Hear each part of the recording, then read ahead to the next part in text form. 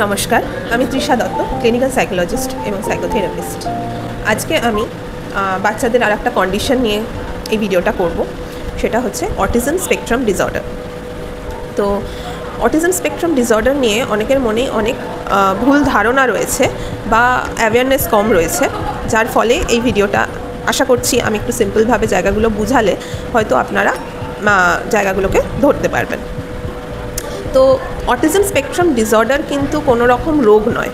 আমরা সবসময় বলি এটা কোনো রোগ নয় যেটাকে সারিয়ে ফেলা যাবে বা যেটাকে কোনো মেডিসিন দিয়ে বা ট্রিটমেন্ট দিয়ে কিওর করে দেওয়া যাবে। এটা কিন্তু একটা কন্ডিশন, এটাকে আমরা বলি একটা নিউরো ডেভেলপমেন্টাল কন্ডিশন। মানে বাচ্চারা অটিজম ব্রেন নিয়েই জন্মাচ্ছে অ্যান্ড সেটা কিন্তু ইজ অ্যাবসলিউটলি নর্মাল। আমরা অ্যাবনর্মাল কেন বলি যাদের মধ্যে অটিজম আছে? কারণ তাদের যে ধরন, তাদের এনভায়রনমেন্টের সাথে কানেক্ট করার যে ধরন, সেটা আমরা যারা নিউরোটিপিক্যাল ব্রেন নিয়ে জন্মাই তাদের থেকে আলাদা হয়। তাই জন্য আমরা তাদেরকে অ্যাবনর্মাল হিসাবে পারসিভ করি, বাট তারা কিন্তু ইন রিয়ালিটি অ্যাবনর্মাল নয়। কারণ তাদের এনভায়রনমেন্টের সাথে কানেক্ট করার ধরন আলাদা, তাদের সেন্সেশনগুলোকে সেন্স করার ধরন আলাদা, তাদের কমিউনিকেট করার ধরন আলাদা।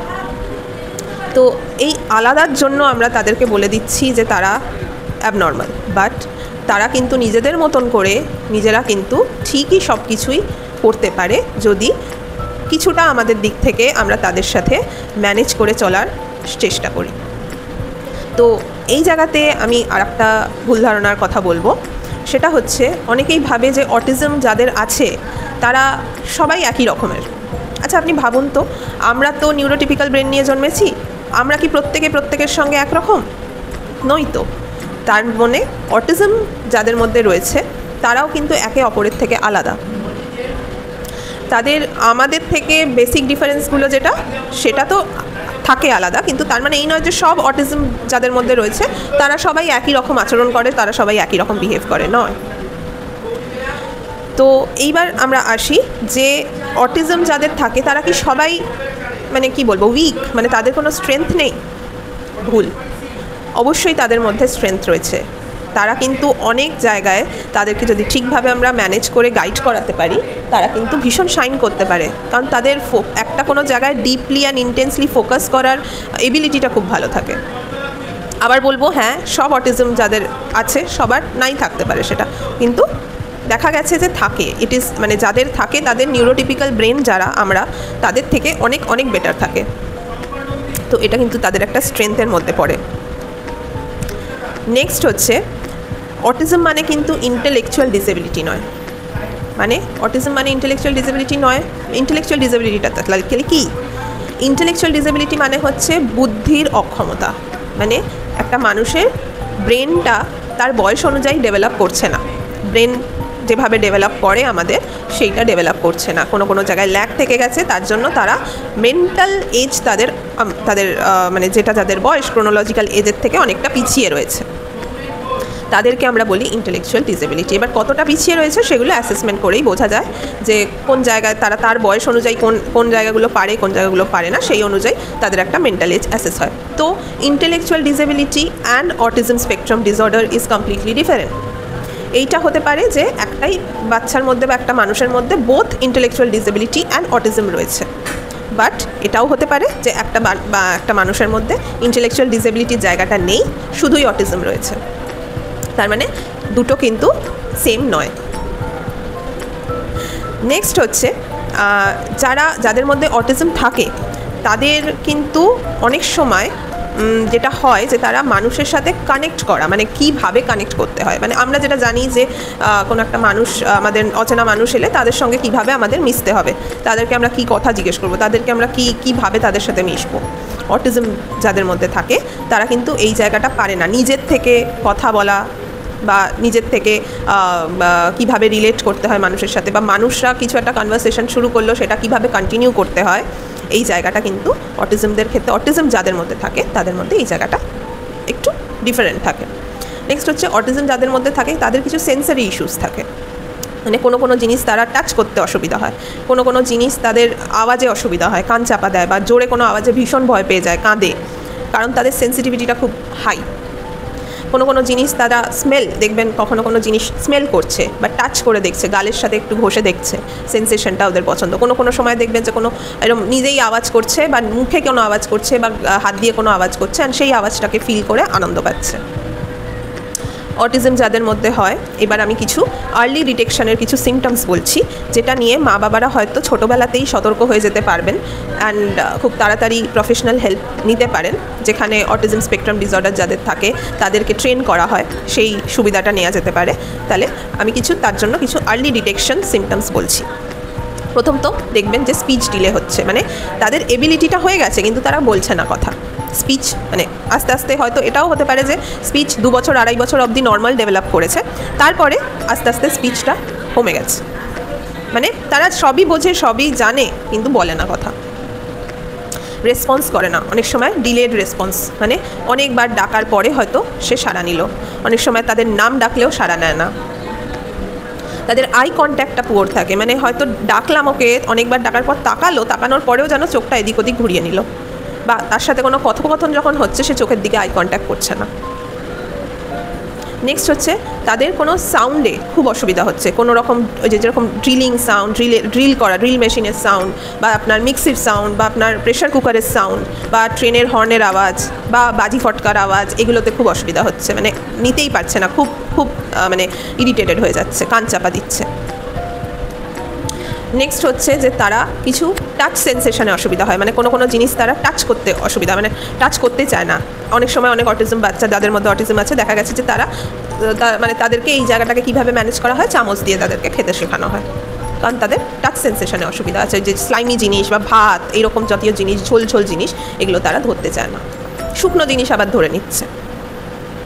অনেক সময় এটা দেখা যায় যে অটিজম যে বাচ্চাদের মধ্যে আছে তাদের প্লে বিহেভিয়ারটা খুব রিপিটেটিভ, মানে একই ধরনের খেলা করছে। মানে যদি কোনো গাড়ির চাকা, মানে যে কোনো গোল জিনিস খালি ঘোরাচ্ছে, সে গাড়িটা যখন পাচ্ছে, গাড়িটা যে চালাতে হয় সেই জিনিসটা না করে সে গাড়িটা যে গোল গোল চাকাটা ঘোরে, সেই চাকাটাকে ঘুরিয়ে ঘুরিয়ে, ওটাই তার খেলা।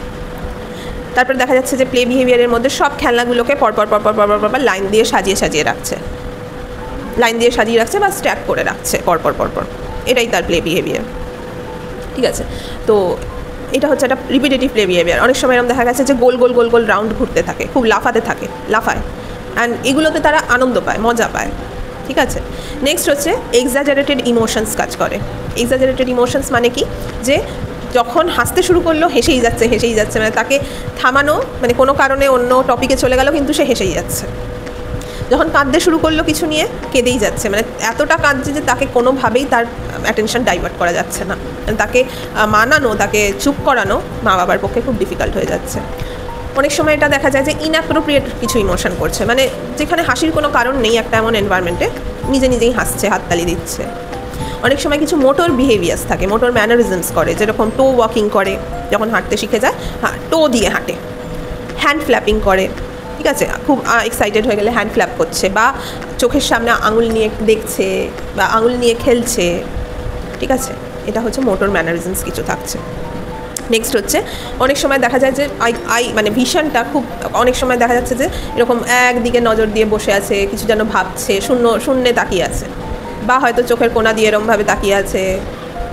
কারোর বেশি হবে, কারোর কম হবে। এই যে সিমটমগুলো আমি বলছি, এগুলো কিন্তু সবার জন্যই থাকবে এরকম নয়, বা আবার যাদের মধ্যে থাকবে একই ইন্টেন্সিটিতে থাকবে সেটাও নয়, কারোর কম বেশি থাকতেই পারে। ওকে, নেক্সট হচ্ছে রেসলেস থাকতে পারে বা অ্যাগ্রেসিভও হতে পারে, মানে কি বলবো, অন্যদেরকে গিয়ে দুমদাম কামড়ে দিতে পারে, জড়িয়ে ধরলো বা দৌড়ে বেড়াচ্ছে, এক জায়গায় সে স্থির থাকতে পারছে না, খালি এদিক ওদিক করে যাচ্ছে, গোল গোল ঘুরে যাচ্ছে, এইটা হতে পারে। তো একটা আছে, যদি তাদের স্পিচে যদি আসে, তারা যদি কথা বলে, তাতেও অনেক সময় দেখা যায় যে ইকোল্যালিক স্পিচ হয়। বা ইকোল্যালিক স্পিচটা কি, আমি যেটা তাকে জিজ্ঞেস করছি সেটাই সে উত্তরে আবার সেইটাই বলে দিচ্ছে, মানে তার উত্তরটা সে বলছে না। এটা হচ্ছে ইকোল্যালিক স্পিচ, মানে আমি যদি জিজ্ঞেস করছি যে তুমি কি স্কুলে যাবে, সে উল্টে বলছে কি, মানে হ্যাঁ বা নাই উত্তর দিচ্ছে না, সেও বলছে স্কুলে যাবে, উত্তরটা আমার কথাটাকেই রিপিট করে দিচ্ছে।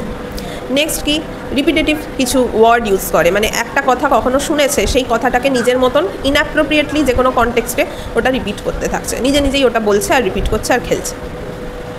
আর এটা কি, প্রোনাউনগুলোকে ঠিকভাবে ইউজ করতে পারে না, মানে আমিকে আমি বলা, তুমিকে তুমি বলা এই জায়গাটা ইউজ করতে পারে না। অনেক সময় তারা থার্ড পার্সনে কথা বলে, মানে আমিকে বলে নিজের নাম ধরে বলে, যেহেতু অন্যরা ওকে ওর নাম ধরে ডাকে, তাই জন্য ও আমি ব্যাপারটা গ্রামাটিক্যালি বুঝতে পারে না। প্রোনাউন ব্যাপারগুলো প্রোনাউন ইউজ করার জায়গাটার মধ্যে একটা অসুবিধা থাকে।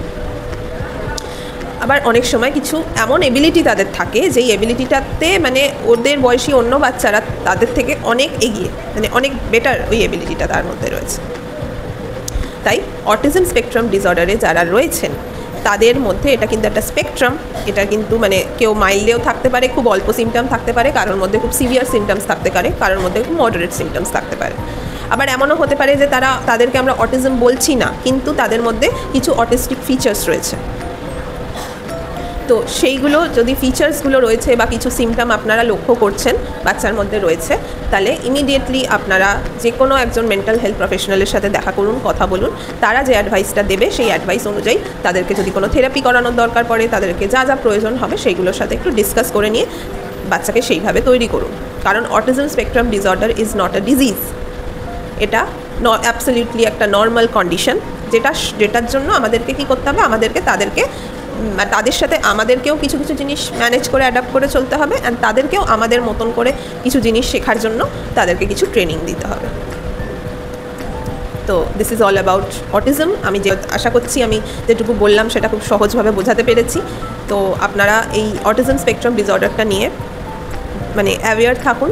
আশেপাশে কারোর যদি হয় তাহলে আপনারা মানে সেটা নিয়ে তাদের সঙ্গে কিছু যদি কথা বলতে পারেন, অ্যান্ড অলসো নিজেরাও এই ব্যাপারগুলো নিয়ে অ্যাওয়্যার থাকুন। Thank you.